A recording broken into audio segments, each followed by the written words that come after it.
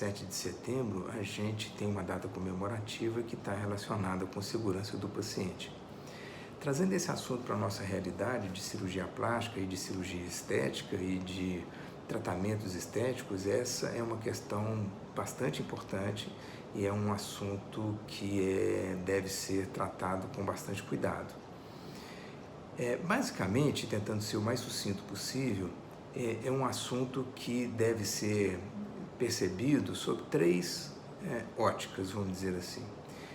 O paciente, o médico e o ambiente, o local onde esse eventual procedimento cirúrgico ou invasivo vai ser realizado.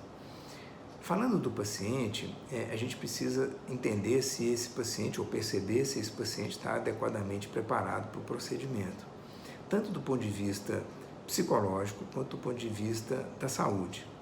Então, para isso, a consulta médica, e às vezes não somente uma consulta, mas às vezes é necessário mais do que uma consulta, é que vai orientar e ajudar o médico, o cirurgião, a perceber se esse paciente está adequadamente preparado.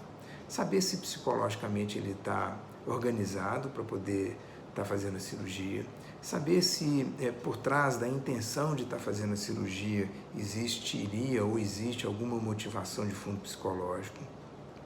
É preciso perceber se nessa relação daquilo que é possível ser oferecido do ponto de vista de resultado vai ao encontro da expectativa que a pessoa tem em relação ao resultado, porque quanto mais distante estiver um do outro, menor, obviamente, vai ser a satisfação desse paciente e também do médico.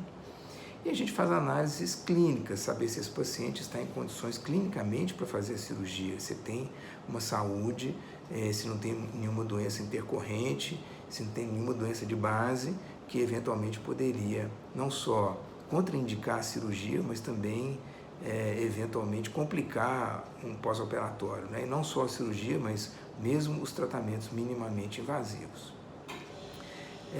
Olhando pelo lado do médico, e esse é um passo que, na verdade, o paciente deve dar, ou seja, a escolha do médico, essa escolha passa não só por uma indicação de alguém que tenha feito um tratamento ou uma cirurgia com esse médico, mas também uma pesquisa, saber se esse médico está verdadeiramente habilitado e preparado para fazer aquilo que ele se propõe a fazer. Se ele tem formação para isso, no caso, por exemplo, da cirurgia plástica, se ele fez residência, se ele é membro da Sociedade Brasileira de Cirurgia Plástica, porque, na verdade, isso vai dar garantias ao paciente de que esse médico está devidamente preparado para a execução do procedimento, seja ele cirúrgico ou um procedimento minimamente invasivo. Como hoje está posto aí, né, no caso das harmonizações faciais, dos preenchimentos e de outras técnicas minimamente invasivas, mas que dependem e carecem de conhecimento e de treinamento para uma execução bem feita e sem riscos. Então, o paciente, ele precisa, na análise e na escolha do médico, ter uma atenção e um cuidado para fazer isso também de uma forma consciente e de uma forma responsável.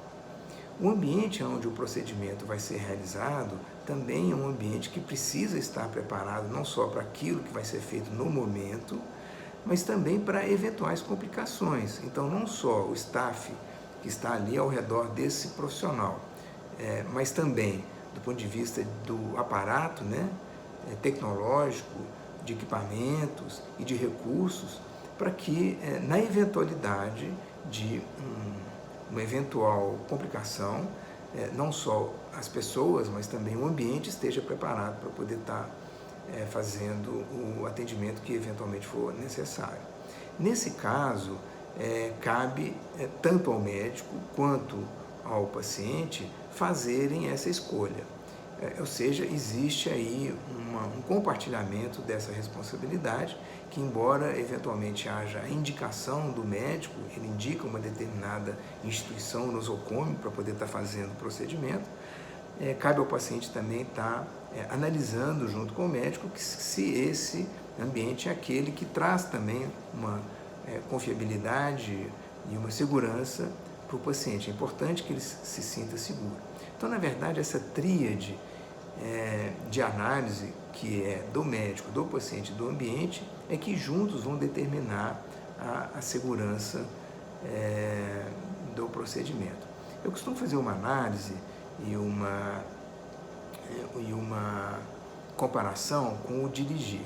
Por exemplo, se alguém vai fazer uma viagem, vou falar uma cidade qualquer aqui, São Paulo, por exemplo, saindo aqui de Belo Horizonte, e se essa pessoa vai de carro, e se a pergunta é, eu estou correndo risco em fazer essa viagem, tem alguns dados que, se forem analisados, podem nos ajudar a saber se o risco está ou não aumentado. Então, por exemplo, considerando o carro, né? Esse carro está em condições para poder estar fazendo essa viagem, os pneus estão em boas condições, esse carro que tem airbag, ABS ou os recursos de segurança disponíveis para, na eventualidade de uma complicação, no caso um acidente, a gente minimizar os eventuais traumas decorrentes desse acidente. A estrada está em condições, uma estrada que está esburacada, ou está de noite, está chovendo, são as condições também que vão de alguma forma aumentar ou minimizar os riscos. E esse motorista está em condição de dirigir, ele está alcoolizado, ele tem experiência, ele sabe dirigir em estrada, ele vai respeitar os limites de velocidade. Então essa analogia nos dá também um entendimento, né, e facilita o entendimento de o que é e quais são esses cuidados em relação aos procedimentos, que na verdade a gente fala aí de procedimentos humanos, né, de dirigir, de operar, de fazer uma cirurgia, de fazer uma intervenção, de fazer um procedimento estético. Essas coisas todas estão imbricadas e envolvidas. Então, a análise responsável e consciente das pessoas envolvidas é que, na realidade, vão determinar as escolhas e, em função dessas escolhas, os resultados.